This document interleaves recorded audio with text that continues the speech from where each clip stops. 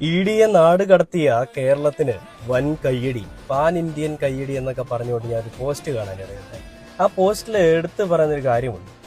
പൂക്കിമോൻ സതീശൻ സാറിനോട് പറയാനുള്ളൊരു മറുപടി എന്ന് പറഞ്ഞുകൊണ്ടാണ് ആ ഒരു പോസ്റ്റിൽ പറയുന്നത്.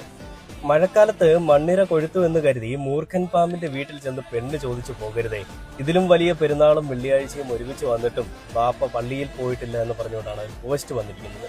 ഇതിലും വലിയ ഒരു മറുപടി എന്ന് പറയുന്നത് നമുക്ക് ഇനി ഉണ്ടോ എന്ന് എനിക്കറിയില്ല.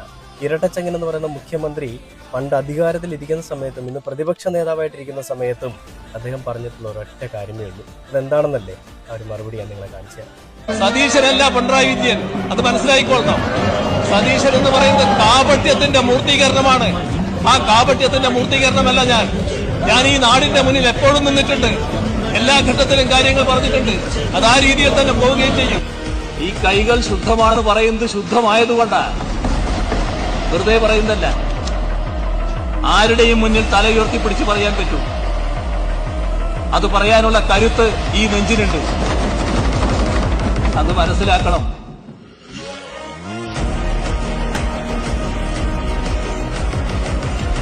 ഈ വീഡിയോ തന്നെ വീണ്ടും ഞാൻ കാണിക്കുന്നതിന്റെ ഒരു കാര്യം എന്തെന്ന് വെച്ച് കഴിഞ്ഞാൽ, ഈ നാട്ടിലെ മാധ്യമ പാപ്പരാസികൾക്കോ ഇന്ന് ഭരണത്തിലിരിക്കുന്ന ആളുകൾക്കോ ഇല്ലാത്ത ആണത്തവും നട്ടലിനും ഉറപ്പും, അത് രണ്ടും ഉള്ള ഒരു മനുഷ്യന്റെ ഒരു വീഡിയോ ആണ് നിങ്ങൾ കാണുന്നത്.